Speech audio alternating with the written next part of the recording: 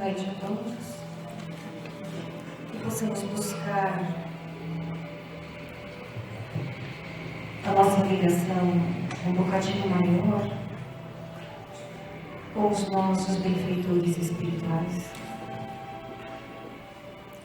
buscando suavizar neste instante as nossas mentes, na certeza de que contamos com todo o amparo que viemos buscar.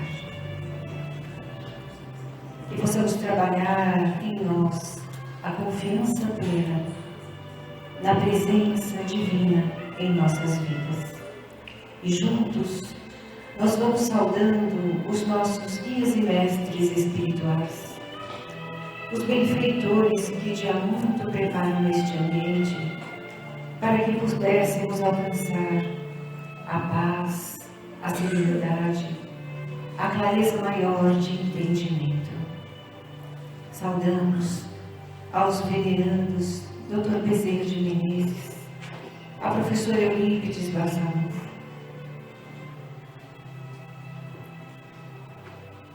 as correntes indígenas, africanas, que zelam pela segurança de todos nós. Saudamos as fraternidades do espaço, que em nome do bem, do amor e da luz, empunham armas de amor, escudos de luz, a envolver toda a nossa casa, o nosso país, o nosso planeta. E que possamos nós também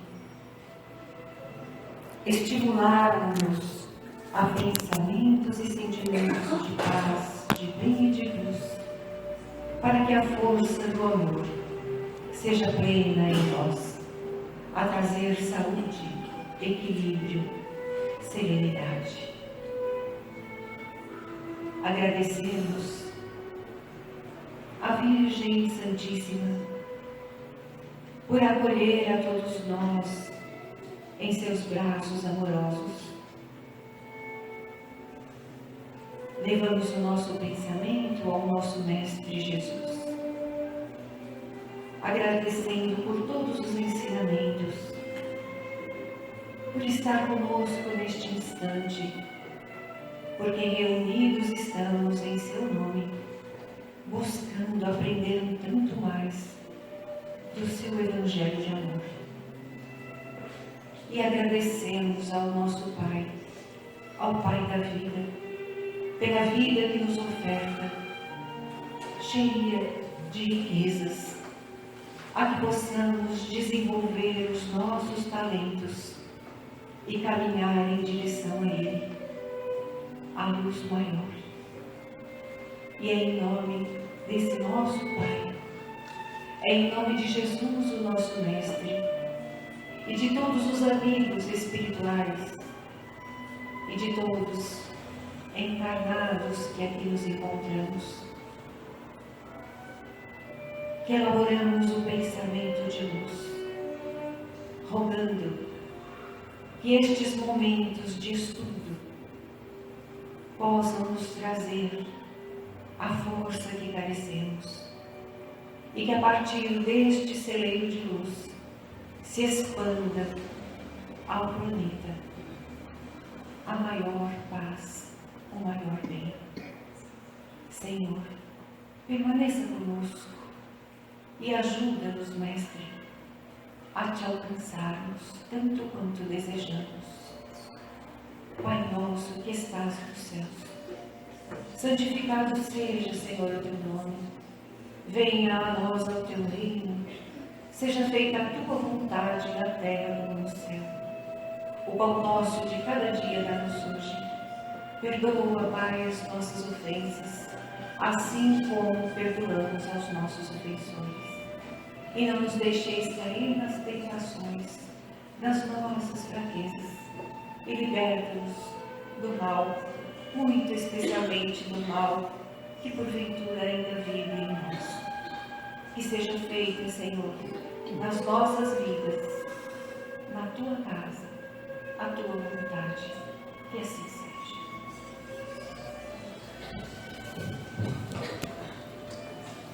E hoje, no encerramento do segundo mês espírita do Ministério da Zona Leste, e vai falar para nós nosso companheiro Jair Galeu, com o tema Até onde somos felizes no ideal com Jesus. Vamos recebê-lo com muito carinho e tirarmos o máximo de proveito dos ensinamentos da noite.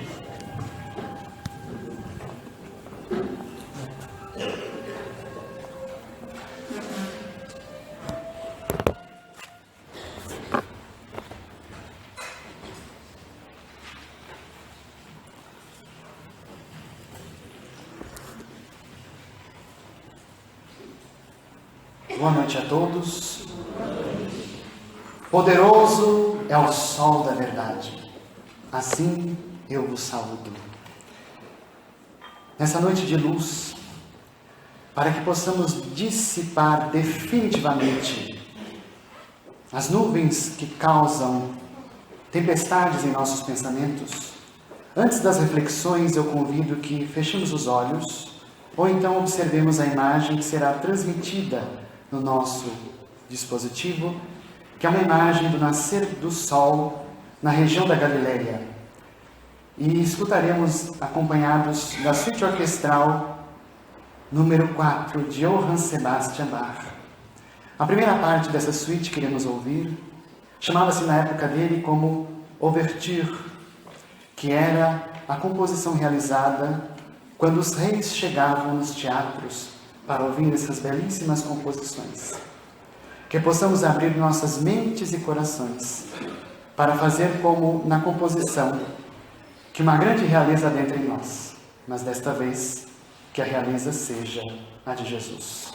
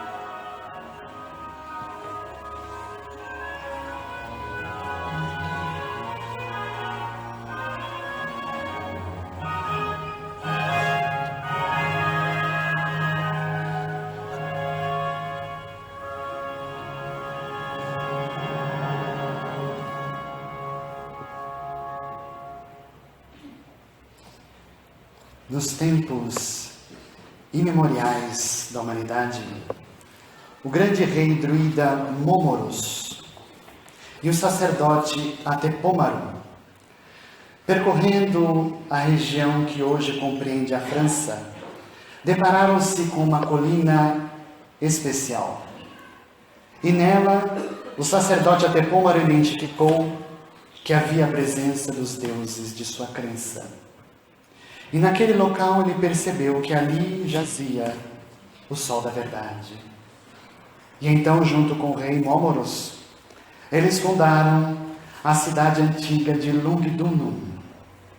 Isso muito antes do ano 43 a.C., quando, destruídos pela conquista do Império Romano na época, o César Augusto e o seu primo Agripa refundaram o mesmo local daquela colina com outro nome, que o nome Lugdunum, que é a colina dos deuses.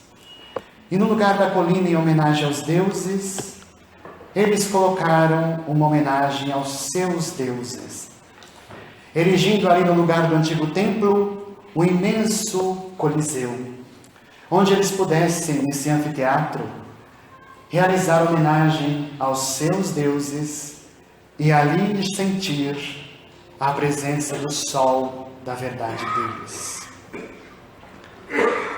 Percorrendo a trajetória desta cidade, que mais tarde será conhecida como hoje é a cidade de Lyon, na França, nós vamos nos deparar no ano 233, que ainda pela humanidade jazia a grande sombra gigantesca da águia do Império Romano a ditar as vidas e as existências dos seres.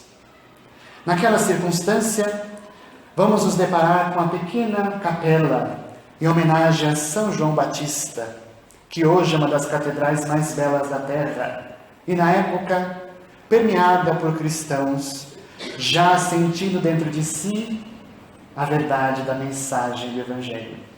Em especial, o nosso personagem principal nesta trama, um deles, na verdade. Seu nome era Corvino. Corvino havia se convertido ao cristianismo e estava entusiasmado com as atividades cristãs, apesar dos desafios. Seus confrades dentro da comunidade cristã diziam para ele a respeito das ameaças que sofriam. Os senhores romanos das regiões de Lugdunum, ao identificarem que um dos seus servos havia se convertido ou era cristão, expulsava-os e deixava-os ao relento, à fome, à peste e sentenciados à morte. Outros tantos, quando eram identificados, saciados do ódio que havia contra os cristãos, estes eram sentenciados à execução sumária e mortos brutalmente. No entanto, o irmão Corvino, apesar das advertências das ameaças da peste que havia naquela época, e essa conotação colocada equivocadamente pelos romanos para os seus próprios interesses, de que a peste havia sido trazida pelos cristãos, e que por isso eles deveriam recuar diante da mensagem do Evangelho e fugir para locais mais distantes, como a região mais calma da Aquitânia. O irmão Corvino dizia aos seus confrades mais velhos, ele jovem e idealista, não podemos recuar. Seria uma grande desonra em homenagem àqueles que nos precederam no Evangelho Novo, recuarmos diante da caridade cristã. A fé nossa precisa ser maior do que a fé daqueles que estão no caminho. Precisamos persistir, mantermos em nós a chama acesa da verdade do Cristo, que nós aprendemos tanto a amar. Apesar dessas advertências, havia vontades que ali estavam hesitantes, em dúvida, em receios. Quando de repente, um dos auxiliares avisa a Corvino que uma senhora chega e quer falar com ele. Esta senhora chama Pontiniana. Pontiniana trabalhava junto com seu esposo Alésios, dentro da grande vila da casa dos Vetúrio, uma das maiores vilas dos patriarcados romanos que viviam na região de Lugdunum. Lugdunum, dentro da Gália, região que hoje é a França, era um local em que os soldados e generais romanos estabeleciam suas grandes vilas, para que ali repousassem nas suas férias merecedoras, ou até mesmo no futuro muito distante, se aposentassem em regiões pacíficas e tranquilas para viver os seus últimos dias. Os Vetúrio tinham uma vila vasta e gigantesca próxima à cidade. E Pontiniana avisa ao irmão Corvino, venha comigo, irmão Corvino, precisamos da tua ajuda. Mas o que aconteceu? Precisamos da tua ajuda porque um irmão nosso, um amigo muito especial a quem temos estima dentro da casa dos Vetúrio, o nosso Senhor, está sofrendo muito. Ele acabara de chegar a Roma e se encontra padecendo de um estado de saúde triste e terrível. Ele foi atingido pela peste, irmão Corvino. Precisamos fazer alguma coisa. E quem é ele que está padecendo tanto assim para tamanha dedicação? É o nosso Senhor, Tassiano. Quando ela pronunciou essa palavra, o rosto ruboroso de Corvino empalideceu. E sua memória voltou 20 anos atrás, quando ele ainda era Quinto Varro, o grande general romano, homem conquistador e nunca e jamais conquistado no seu orgulho. Era um homem soberbo, gigantesco, não acreditando na fé cristã, até que fora convertido ao cristianismo, através de uma trama sórdida arquitetada por parentes que queriam conspirar contra ele para realizar o casamento de sua esposa Cíntia com aquele que eles achavam que era merecedora. Hoje, Opílio Venturo. Opílio Venturo, sórdido, faz uma trama para que ele seja embarcado numa missão para a África naqueles dias, juntamente com o seu servo, que era cristão e que se chamava Corvino. Só que junto com ele iria Flávios, um dos asseclas a serviço de Opílio Vetúrio, que mandaria que ele fosse morto. Nas galés, indo em direção à África, nessa barcaça Corvino, seu servo na época, avisa Quinto Varro: essa trama foi feita em Roma. Essa viagem foi feita para que você fosse morto. Como pode os meus familiares me traírem desse jeito, Corvino? O que devo fazer? Agora que estou iluminado pela mensagem do Cristo, não sei se devo perdoar tamanha infâmia dos meus familiares. E Corvino, na época, portador desse nome, diz: não se preocupe, eu já estou velho, preciso repousar, e meu testemunho à verdade ainda não terminou. De agora em diante, Quinto Varro, substitua o teu nome por Corvino, para que caia no anonimato e seja preservado de tua vida. Eu adquirirei o nome de Quinto Varro em teu nome, para que em seu lugar eu seja assassinado. E na trama sórdida daquele passado distante, Quinto Varro, hoje Corvino, que havia recebido o nome de tamanho gesto de caridade daquele servo devotado, lembra da trama sórdida arquitetada na época, e talvez a incompreensão do filho hoje Tassiano, já extremamente adulto, maduro nas suas constituições, padecendo de uma peste, sentenciado à morte, precisamos fazer algo por ele. E o seu pensamento burilava, fervilhava de inquietações, mas guardava-lhe o segredo contido, porque nenhum deles sabia. E logo em seguida sua mente volta para a visão e Pontimiano está aguardando uma decisão. O que fazer, Corvino? Tu virás? Sim, eu irei contigo. E foram em direção à vila. Depararam-se com Tassiano, acamado, delirante, febril, falando coisas a esmo, quando ele na assistência oferece o carinho que talvez um pai faria por um filho, sem um saber que o outro era realmente pai de filho. E naquela circunstância, ele começa a perceber os delírios de Tassiano e talvez ali, a terrível semente do ódio que já havia brotado dentro do coração do filho, através do seu algoz, o Pílio Vetúrio que havia causado a trama do passado. Enquanto Tassiano delirava, ele berrava: morte aos traidores de meu pai, que os nazarenos sejam colocados às fogueiras, para que ardam em chamas do meu ódio, que nunca se acabará. Morte a todos! O delírio era gigante. E o pai, que não poderia dizer que era naquela condição, guardava segredo e servia, porque tinha consciência dentro de si de que o amor era grande pelo filho, mas a devoção em nome de Jesus era maior ainda. Então ele resolve dar assistência em total anonimato.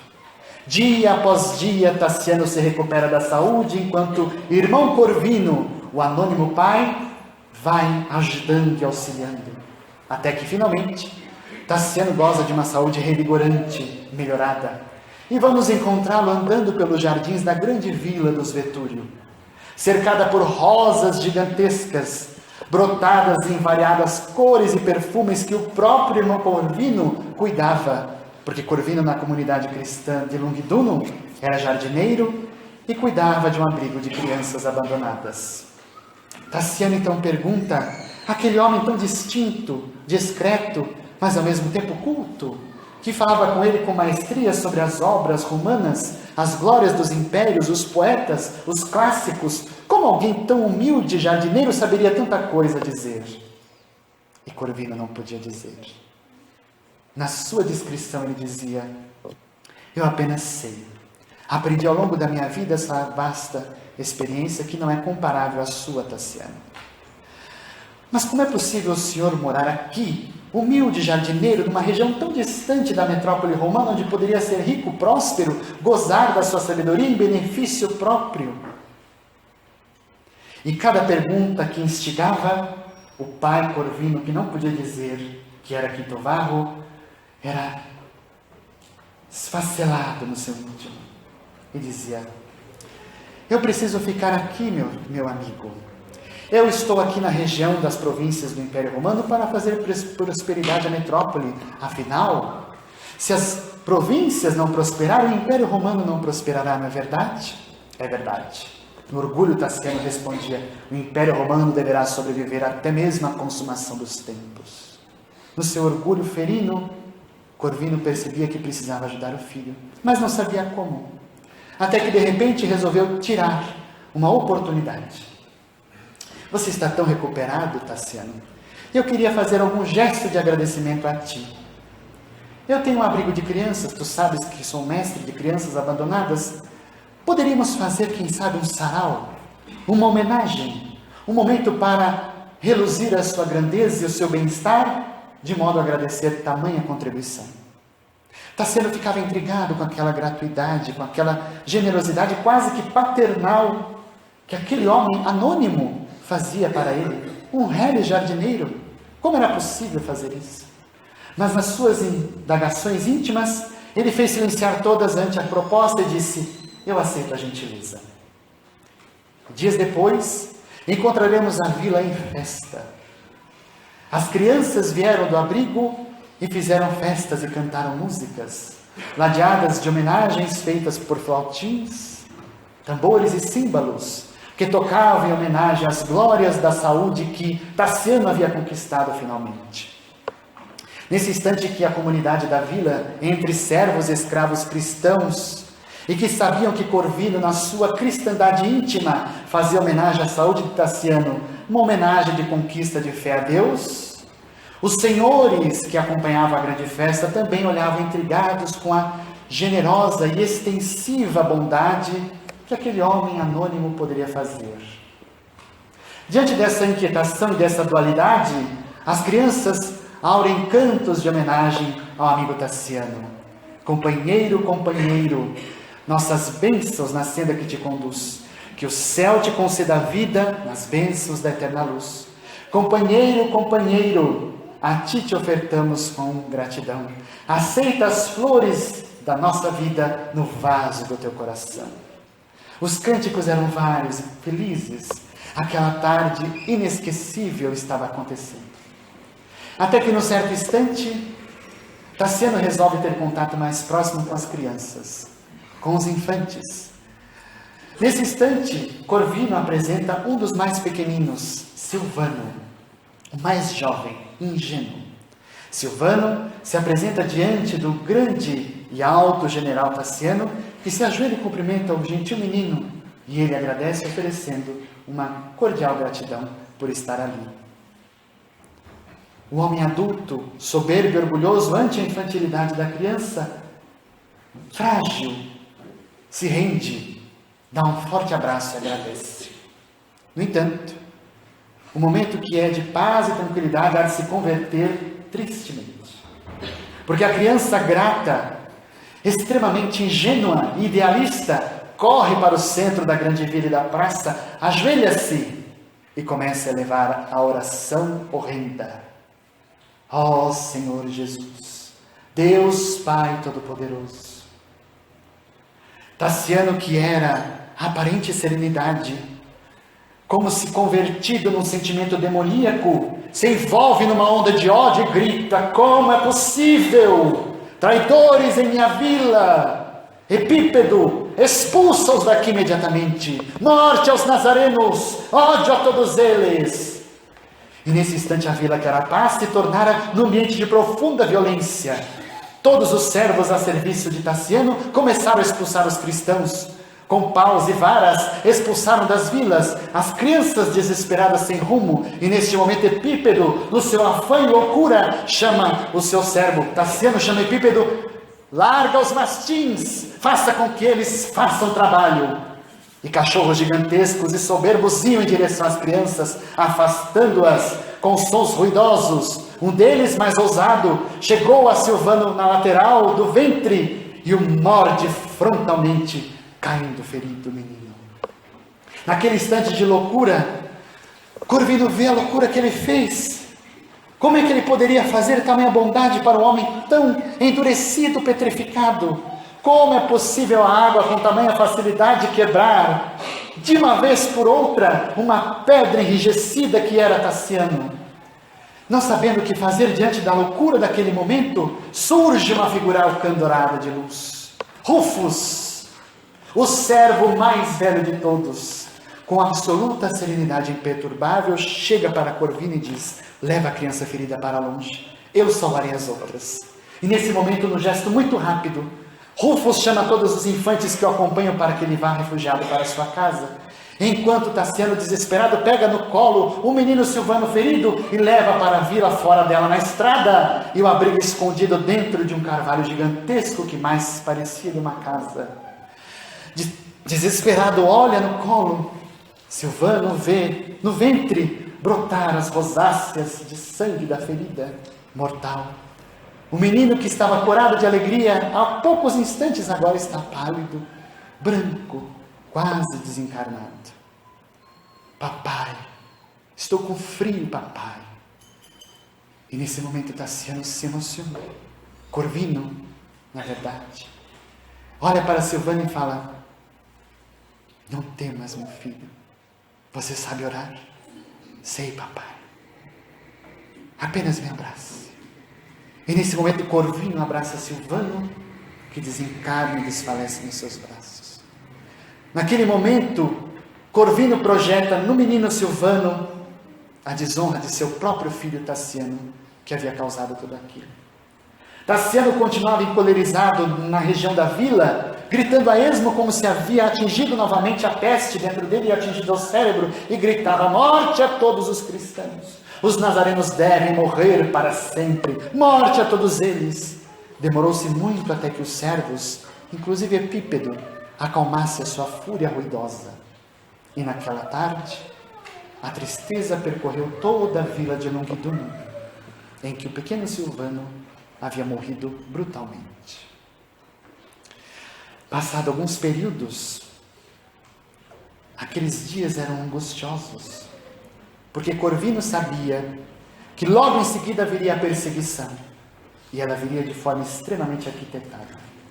Os homens grandiosos de Longuiduno se reuniram na vila de Opílio Vetúrio para conversar diretamente com Tassiano e saber o que havia acontecido. Tassiano relata o ocorrido ao questor da região, uma espécie de autoridade policial, que na verdade acaba colocando várias questões em xeque. Quirinos Eustásios, o questor interesseiro, perguntava para Tassiano: mas como é possível você ter sido enganado por esses nazarenos infames? Por acaso a sua lucidez se perdeu quando estivesse ao longo da juventude, da infância em Roma, aprendendo os valores da nossa raça?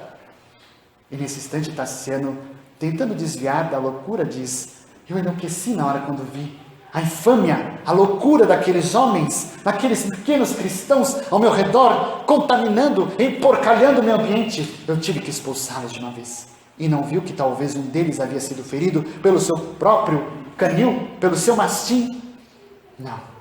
Não tive tempo de perceber, estava envolto na loucura.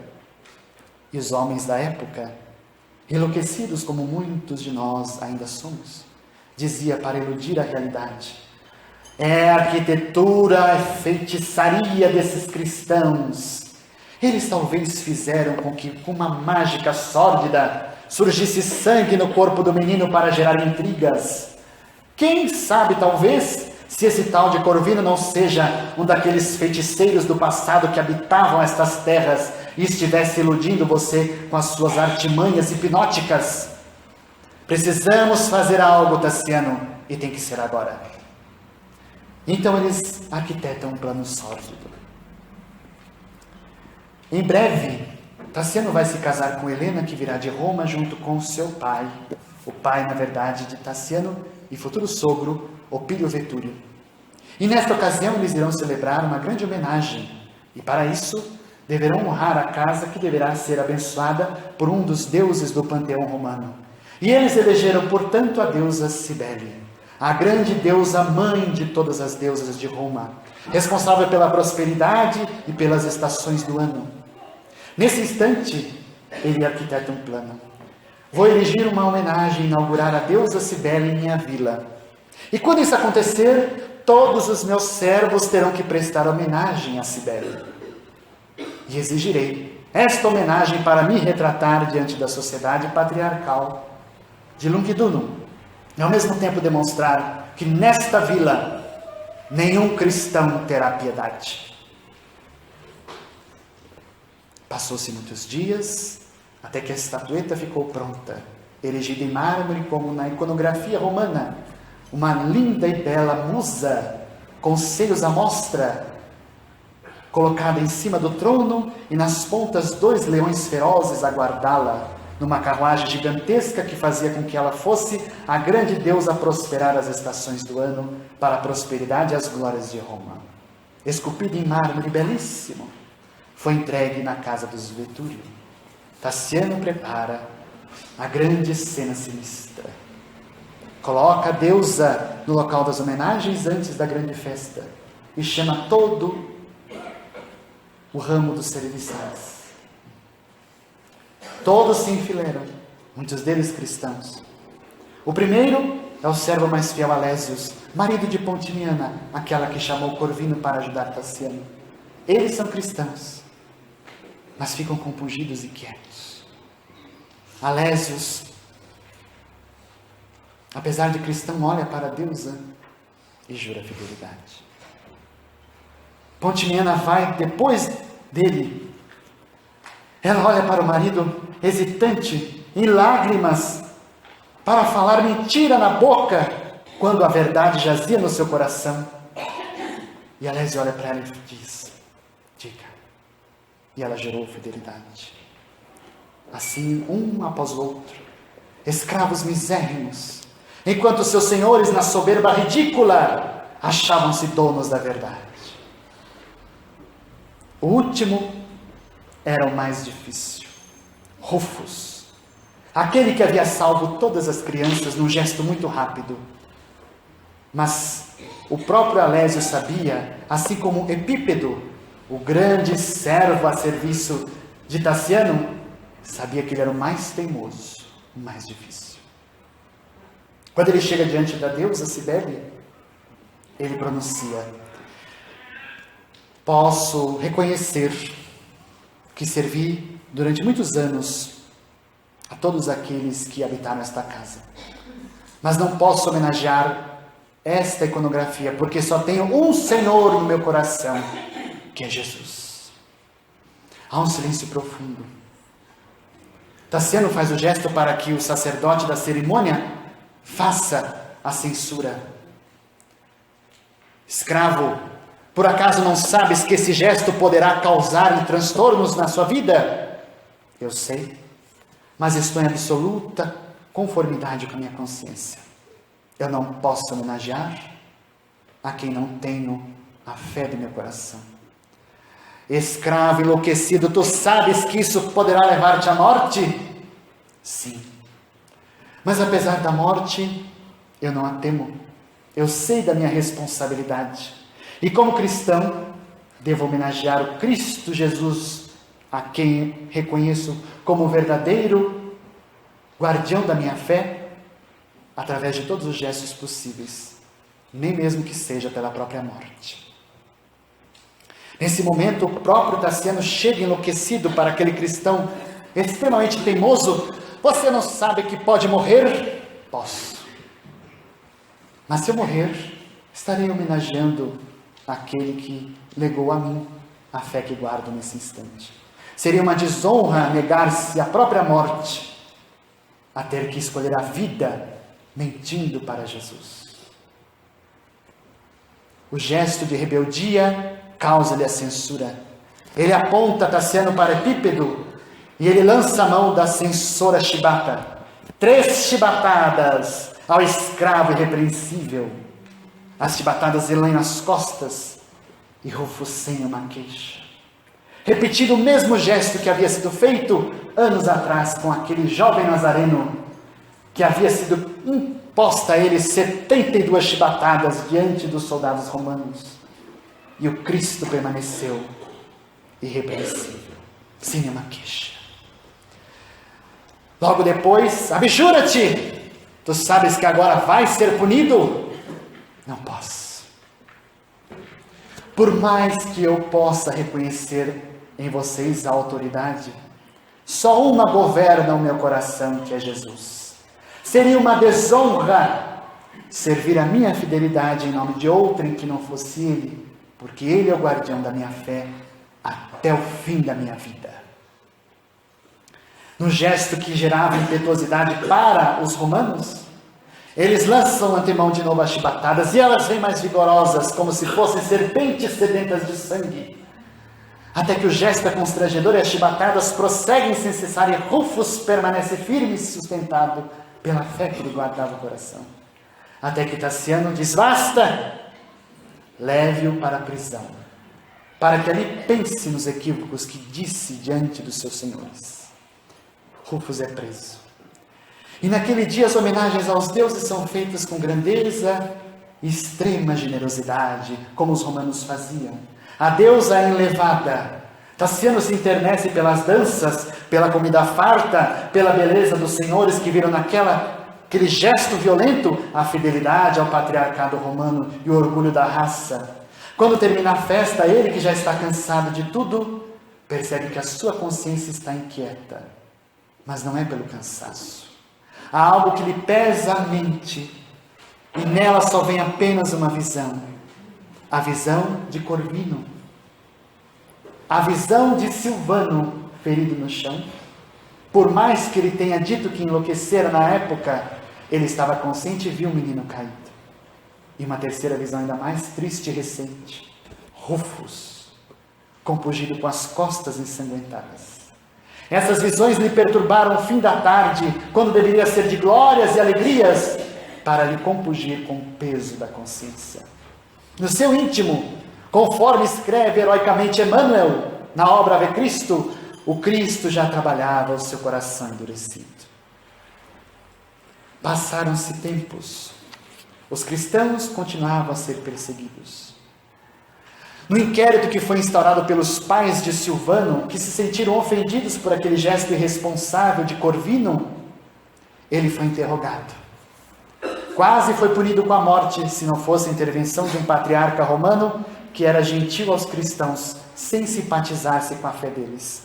Artêmio Símbrios era o único que resistia àquele orgulho ridículo dos outros patriarcados que havia na região, porque ele, apesar de romano, respeitava as outras escolhas, respeitava as outras crenças, respeitava os outros gestos. Artêmio Símbrios interviu no grande conselho da época, pedindo que fosse dado uma pena mais branda, que não fosse a morte. E a punição foi terrível para Corvino.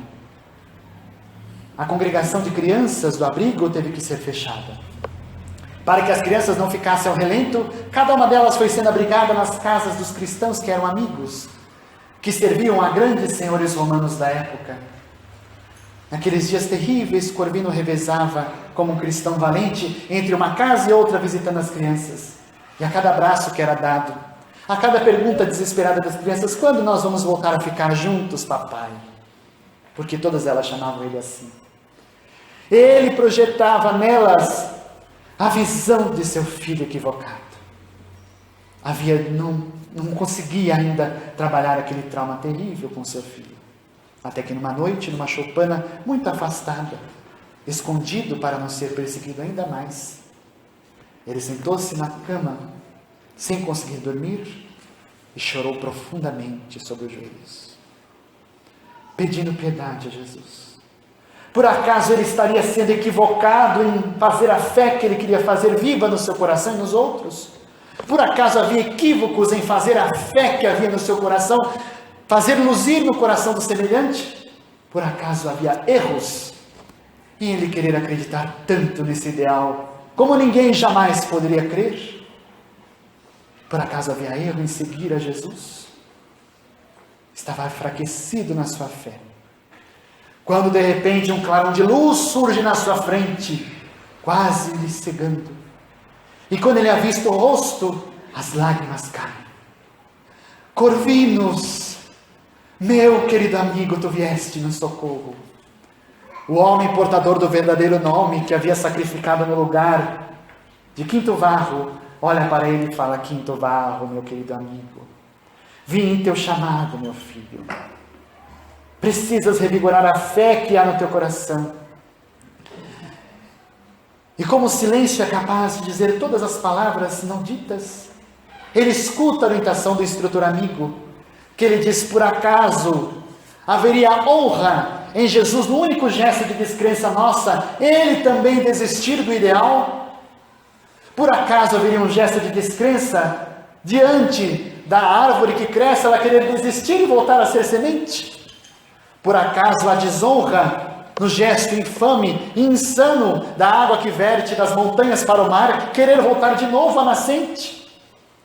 Tudo na natureza e na vida, meu filho, segue uma ordem de coisas. Tu estás no caminho certo, mas tu ainda não bebestes de todo o cálice amargo do seu sofrimento. O sofrimento é longo, meu filho, por muitas vezes duradouro, mas é necessário. O sofrimento é como a grande forja que faz da pedra bruta um espigão enrijecido, uma espada afiada e alegre e cantante para cortar em todas as partes. Assim, aquele que conquista a fé se afia nesse processo longo e tortuoso de se robustecer, de se tornar cada vez mais afiado nessa crença. Deixa, meu filho, que o sofrimento te forge o caráter, para que assim tu possa ser afiado na sua fé, como muitos antes de vocês foram, como eu fui, como eu ainda sou, como tu ainda serás um dia. Aquele gesto de encanto, de beleza, de estima elevada, fizeram com que Corvino Quinto-Varro abraçasse o portador do nome original, o seu amigo, num gesto de profunda generosidade naquela noite.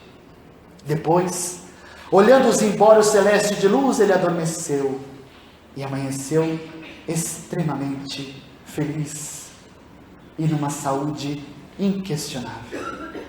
Estava revigorado daquele encontro inesquecível à noite. Quando foi desperto pela bagunça na rua, festas, cânticos, até que perguntou para o anônimo que disse: não sabes? Helena, da vila dos Vetúrio, virá para casar-se com o famoso Tassiano, e com ele, o grande patriarca da cidade, o Pílio Vetúrio virá. Eles voltarão novamente, a cidade será próspera mais uma vez, meu amigo.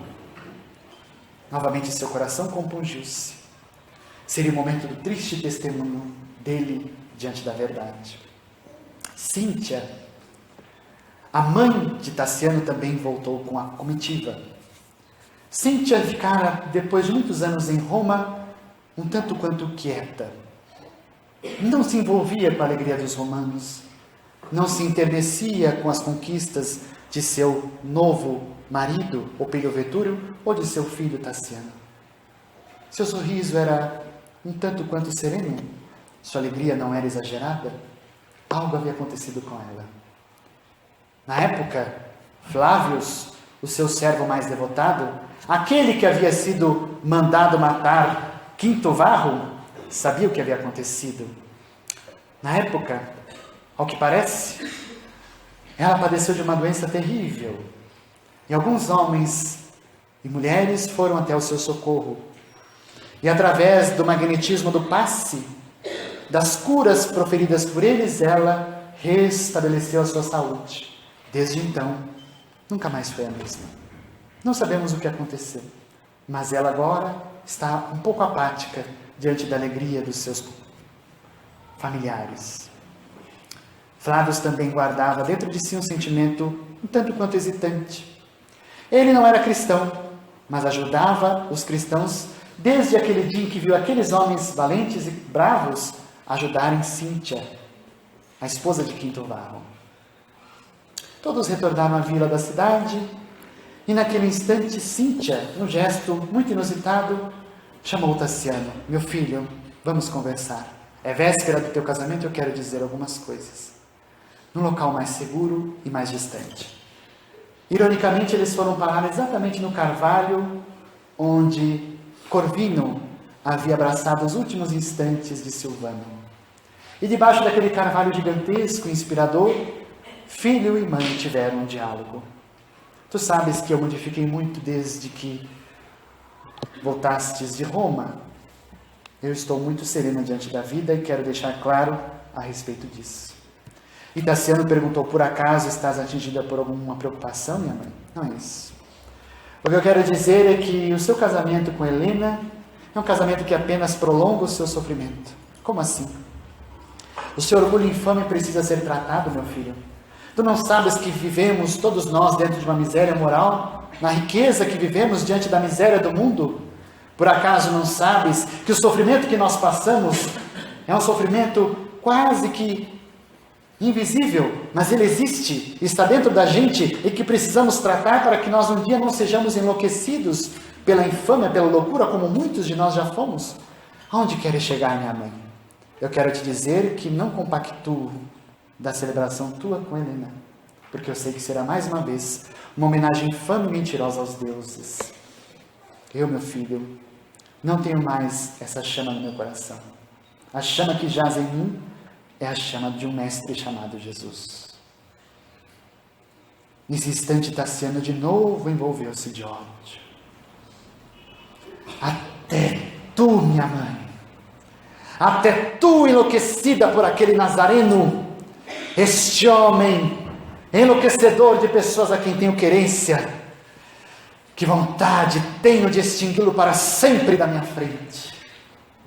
Odioso que era, não quis ouvir mais nada. Basta! A senhora está enlouquecida. E se por acaso o meu casamento desonra, então que tu fiques no quarto e não apareça a ninguém durante a celebração. E nunca mais quero travar diálogos contigo. Naquele gesto infame, ele deserda a própria mãe, sentimentalmente. O casamento correu de forma muito fúnebre, porque por mais que Tassiano no seu orgulho havia deserdado a mãe, ele não aceitava que a mãe havia se tornado cristã. Ela permaneceu ao longo do dia todo no quarto. Aquele instante tão terrível que lhe compungia o coração, por mais que o sorriso disfarçado na face se apresentasse a todos os convivas daquele casamento venturoso que foi naquele dia na casa dos Vetúrio. 2 anos se passam. Estamos no ano 235. E nesse período, o Império Romano sofre uma mudança sensível. O imperador na época que governava toda aquela grandeza, Caius Julius Verus Maximianus Augustus, sobe ao trono no lugar do anterior. Este, militar. O outro, absolutamente romano. Pela primeira vez, o imperador jamais pisará em Roma. Ele estará sempre em campanha nas províncias, perseguindo aqueles que eram contra o augusto império daquela raça romana.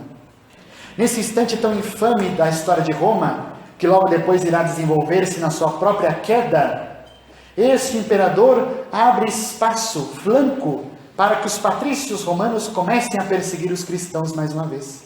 Porque o imperador anterior era extremamente respeitoso e urbano com os cristãos. As perseguições começam a alvoroçar e nesse momento o questor volta a conversar com os patriarcas da cidade de Lugdunum, para tentar travar diálogos a respeito das questões necessárias à perseguição dos cristãos.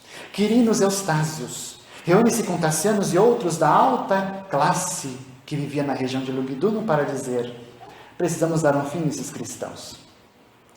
E a única coisa que podemos fazer está fora do nosso alcance. Como dizes, queridos, o que aconteceu?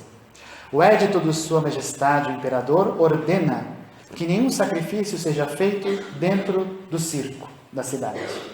Então não poderemos fazer esse espetáculo para a nossa gente, para alegrar os corações diante da nossa vontade de massacrar os cristãos. Mas podemos fazer outra coisa. O quê? Ele não nos impediu de fazer isso dentro da nossa propriedade. Cada um de vocês, dentro de suas vilas, poderão fazer esse sacrifício sem que isso lhes cause nenhuma punição por parte do Império. Então é isso que eu proponho.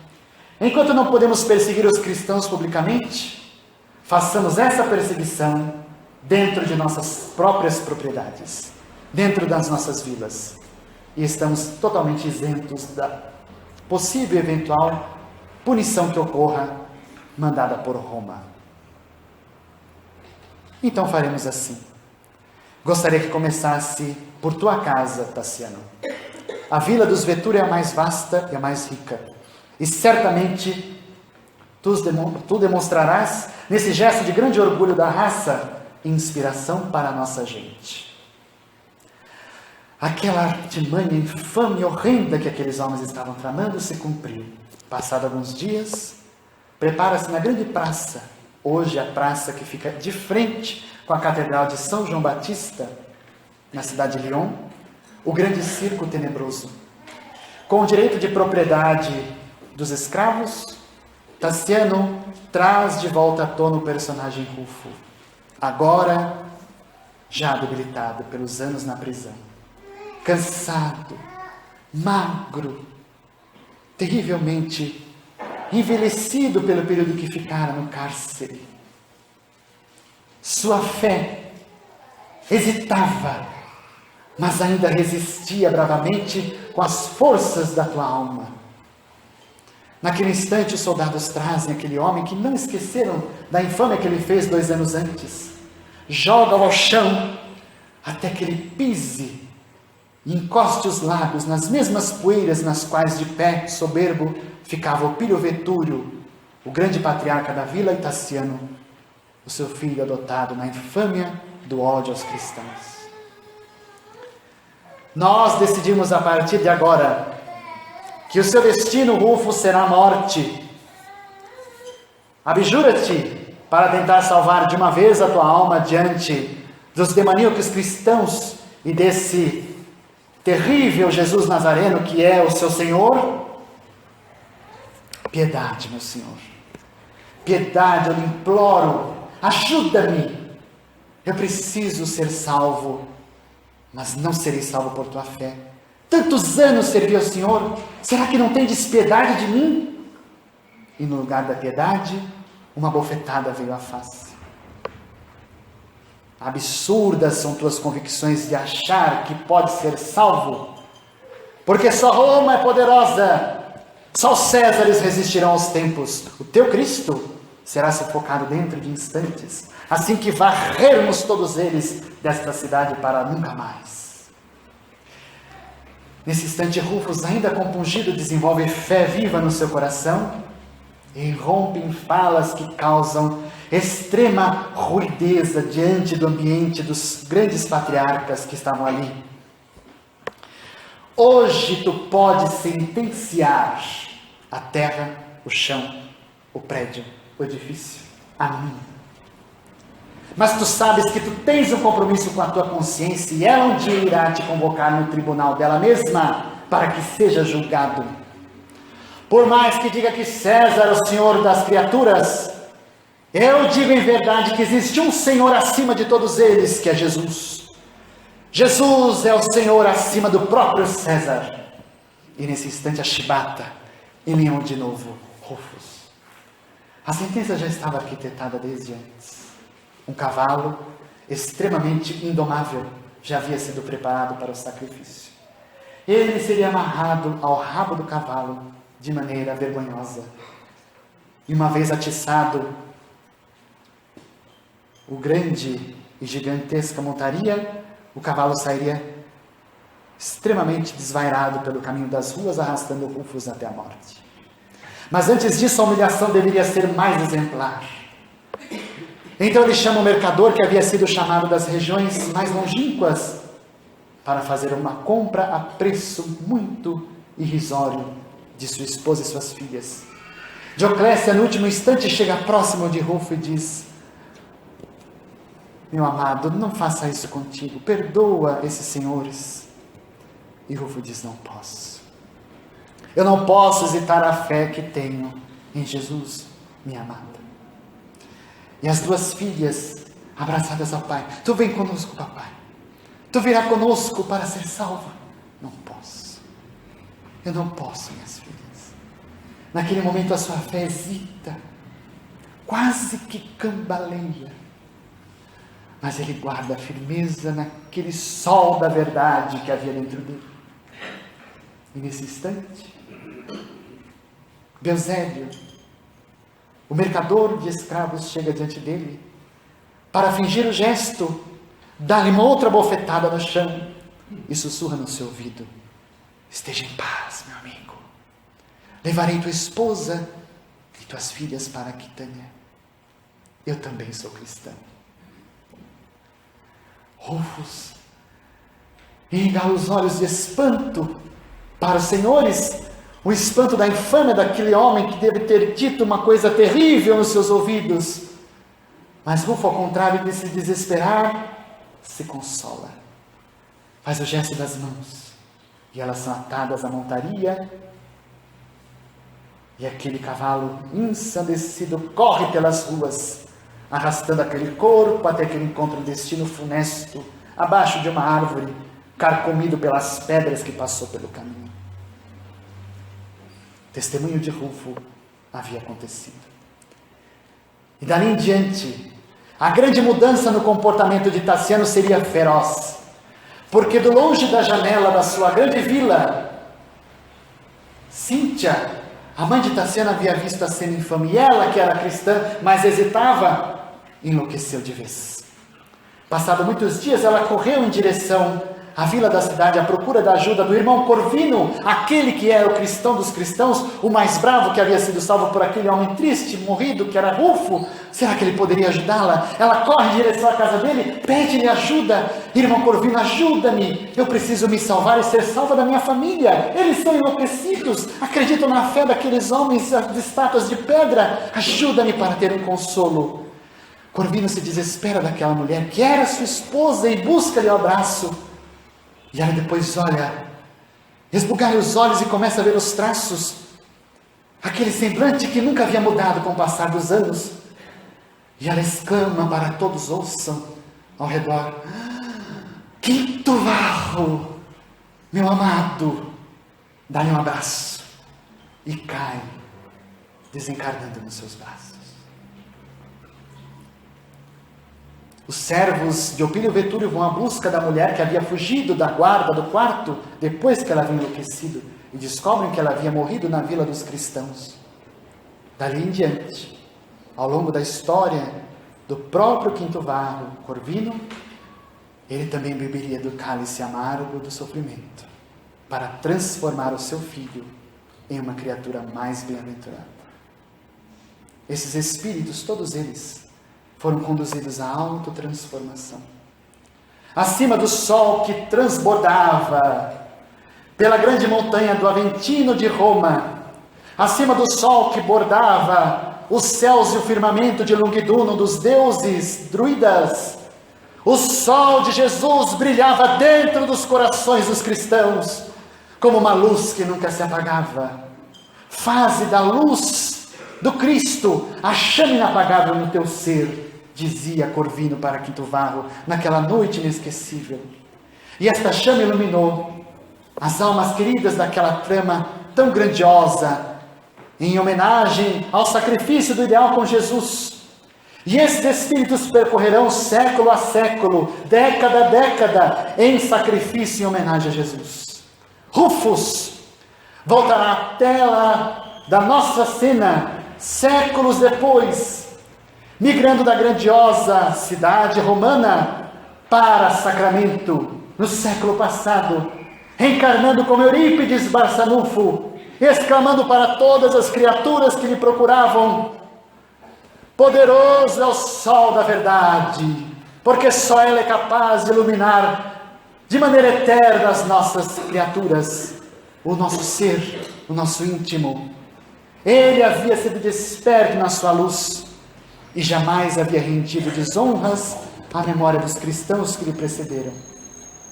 Quando Chico Xavier escreveu Ave Cristo, em 1953, havia presenteado seu melhor amigo, Arnaldo Rocha, com a obra e uma dedicatória muito especial. Arnaldo Rocha, dedicado às obras espíritas, sabia que aquilo era ilógico. Como é que pode Chico me homenagear com um livro, sendo que a dedicatória não deve ser sua, deve ser do autor espiritual? E Chico disse para ele: porque a obra também é sua, meu amigo. Tu não sabes que tu foste o Tassiano da trama do Ave Cristo. E Arnaldo Rocha, desde aquele instante transformador, toda vez que ele falava de Rufus, de Eurípides Barçanufo, de Emmanuel, ele rendia homenagens àqueles cristãos que o precederam nas grandes venturas do sacrifício em nome da verdade. Logo depois, na própria cidade de Lungduno, quase 1500 anos depois, brotaria o grande sol de nossas vidas, Allan Kardec nascia na cidade de Lyon. Nos altares dos druidas das suas encarnações passadas e dos próprios romanos, nascia o grande professor lyonês para consolar a todos nós através da mensagem do Espiritismo e do Espírito Verdade. As grandes bênçãos dessas verdades cristãs estão colocadas ao longo dos séculos nas histórias. E diante de tanta beleza, diante de tanto triunfo, Rufus, que morreu humilhado, foi acolhido nos austos celestes pelo próprio Jesus, em homenagem ao seu devotado amor. Como é possível nós chegarmos até este ponto? Como é possível nós seguirmos firmes no ideal com Jesus? A pergunta é clara, mas a resposta dependerá de cada um de nós. Porque cada um de nós tem o seu próprio cálice, e nesse cálice jaz todas as questões que precisamos sorver diante da vida. Façamos então desse cálice que aparentemente parece amargo, avinagrado, em um cálice dúlcido e extremamente agradável, escolhendo não sofrer, escolhendo não se preocupar, escolhendo não se desesperar, escolhendo permanecermos serenos, imperturbáveis, como Rufus foi, como Corvino foi, e como mais tarde Tassiano seria transformado pelos próprios. Se podemos escolher um ideal, que seja Jesus. Mas devotarmos este ideal na confiança nossa, é um testemunho que cada um de nós devemos começar a fazer a partir de agora. Com idealismo, com bravura, com esperança. E é por isso que no começo eu disse que poderoso é o sol da verdade, porque é uma grande verdade inquestionável. E diante da verdade, como o sol que iluminava os corações daqueles cristãos, eu agora digo, como disse os cristãos do passado humilhados nos circos, que cantavam hosanas a Jesus enquanto as feras eram lançadas diante do público enlouquecido: Ave Cristo, aqueles que aspiram servir em teu nome, a ti te saúdam. Que Jesus nos abençoe na confiança, sem temor diante da vida, em busca da verdade, que ela um dia há de iluminar nossos corações como o sol inesquecível, como um daqueles dias ditosos da Galileia de outrora, para nunca mais se pôr de nossos corações.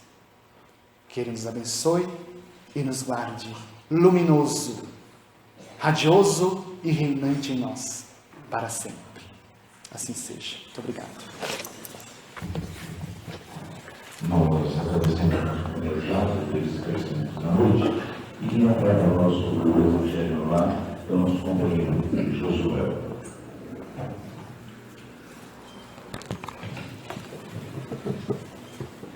Boa noite a todos. Então, vamos lá falar sobre o Evangelho no lar. O Evangelho, eu sempre digo que é a extensão do tratamento aqui que nós podemos fazer aí nas nossas casas. Temos aqui um folheto simples, fácil de ser feito. Na verdade, a gente diz, se for possível, todos os dias da semana. Mas se não for possível, escolha um e não leva mais do que 15 minutos.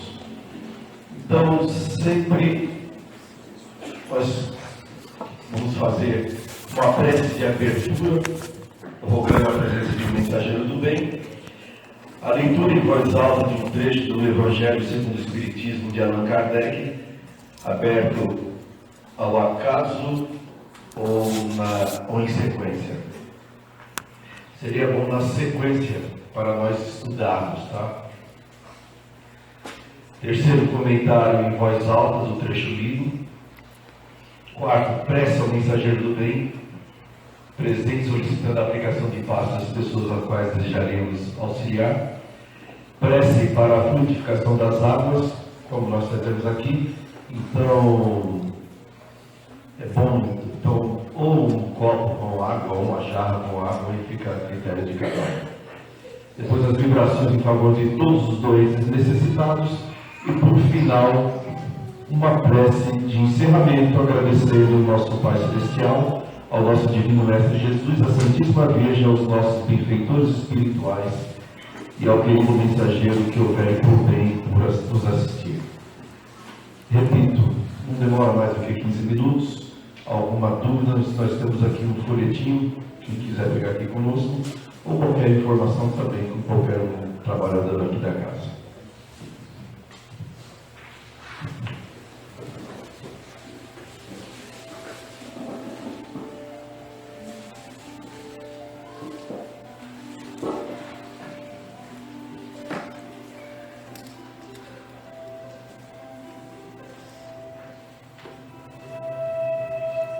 Que nos abençoe, Jesus, este instante de paz.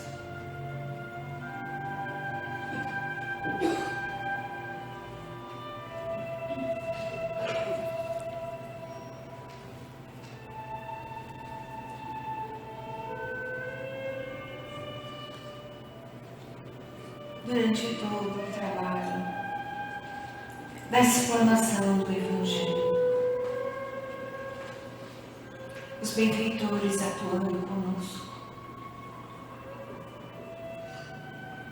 num carinho intenso,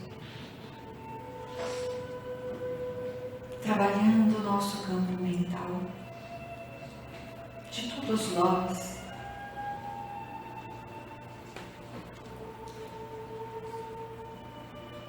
e a espiritualidade nos convidando a nos inspirarmos nas vidas de entrega, de decisão, de confiança destes primeiros cristãos que ainda hoje seguem no trabalho incessante de implantar o Evangelho no coração do homem.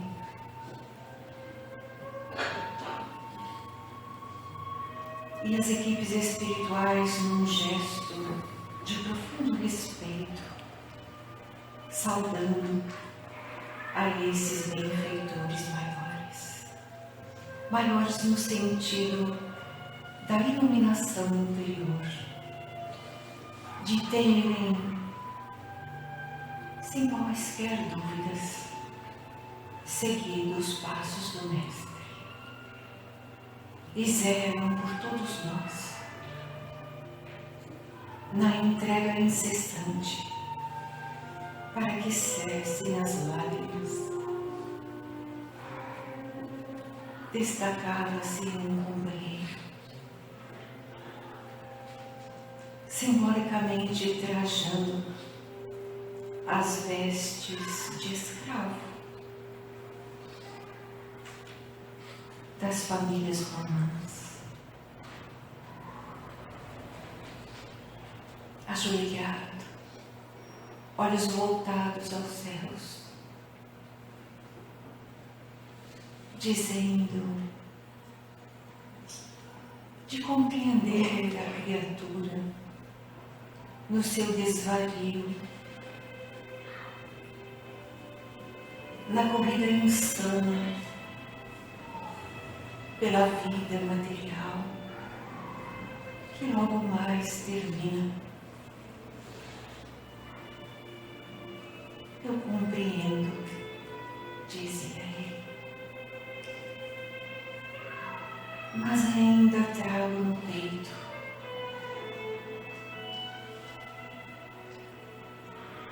um sentimento de dor. Não a dor da revolta, minha filha, mas a dor de perceber o quanto ainda sofrem as criaturas nesse desvario.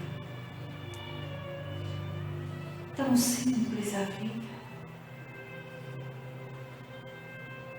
gigantescas as possibilidades para que se ative o bem, o bom, o belo.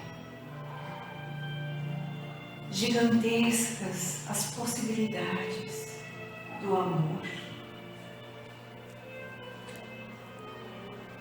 me dói um bocado, embora compreendendo a necessidade de cada um.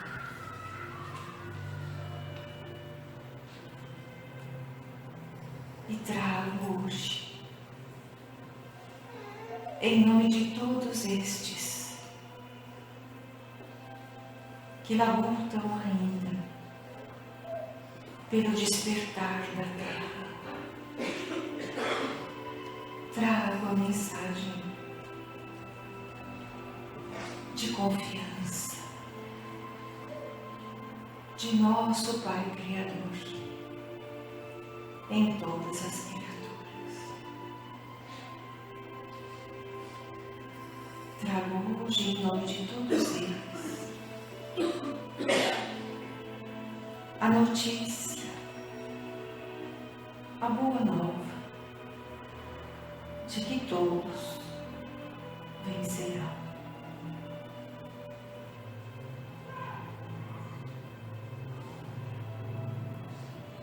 Seguiremos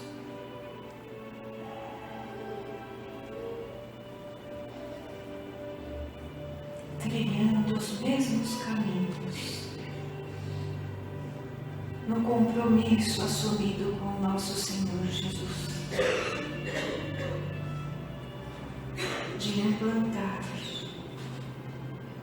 o amor em cada coração. Mas se algo vos posso pedir, peço que desperte. Despertem, meus filhos.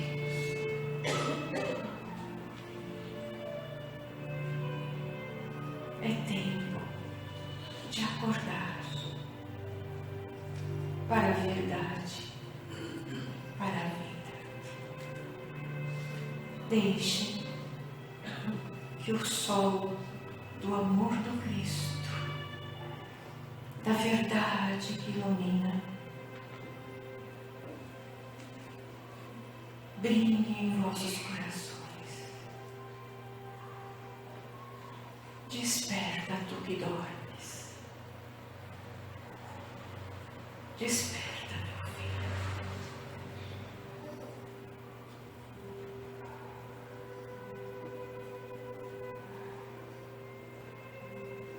Que a vontade de nosso Pai doravante possa ser a nossa vontade,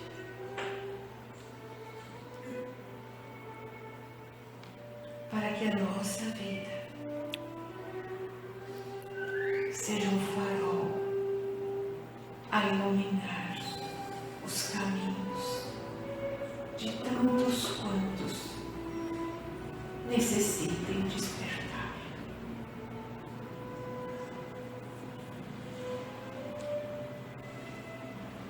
Senhor, nós te rogamos por esta família espiritual, agregados no teu amor,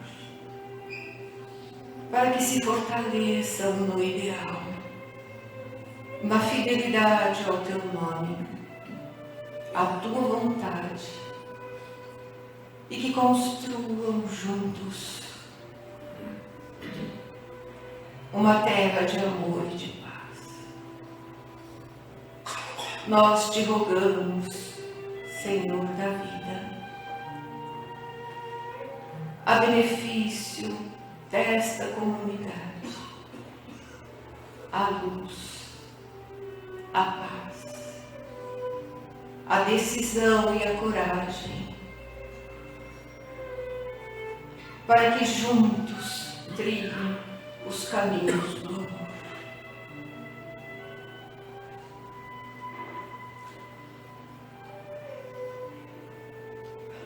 Ave Cristo, Ave Cristo, Ave Cristo.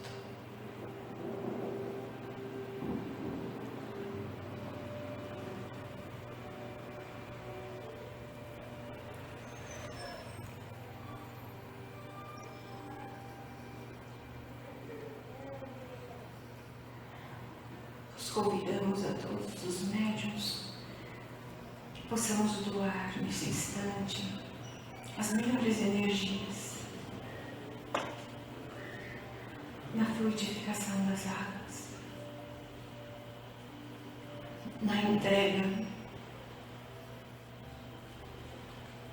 à espiritualidade amiga, para que as terapias necessárias sigam noite adentro, como nosso apoio, como nosso suporte de amor, de paz, de vida.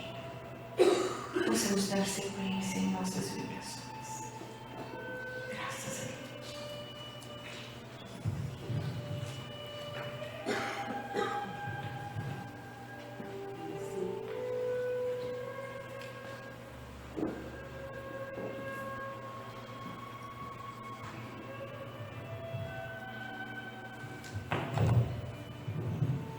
E assim, depois de muito receber, que possamos, envolvidos nessa atmosfera de luz, atender ao convite e apelo, para que possamos despertar, pois o nosso tempo é hoje. Despertarmos da nossa inércia e buscarmos perceber a importância do momento em que vivemos, para que possamos avançar com determinação e coragem na busca do nosso melhor. E nesse momento, estendemos o nosso melhor, as nossas melhores vibrações em direção ao nosso planeta Terra, para que haja paz, pão, trabalho e dignidade para todos os homens. Possamos envolver aos espíritos que reencarnam com missões definidas, para que possam ser acolhidos com verdade, com amor e com disciplina. Vibremos pelos leitos de dor espalhados pelo mundo inteiro, por cada lar na face da terra. Vibremos pela implantação do Evangelho, mas em particular pela sua vivência em nossas vidas. Vibremos carinhosamente por todas as casas de caridade, para que a bandeira do Evangelho possa ser um ícone de paz, de amor, de fraternidade e respeito ao mundo.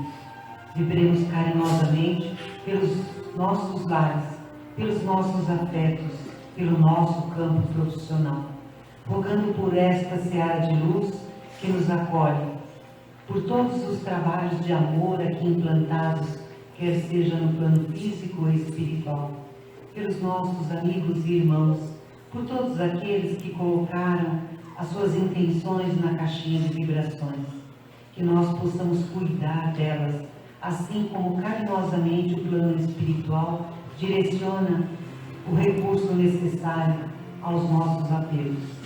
E rogamos carinhosamente pelo nosso Brasil, pelas leis, pelos dirigentes, pedindo para que a harmonia se faça e se estabeleça, para que o nosso país seja o país do futuro.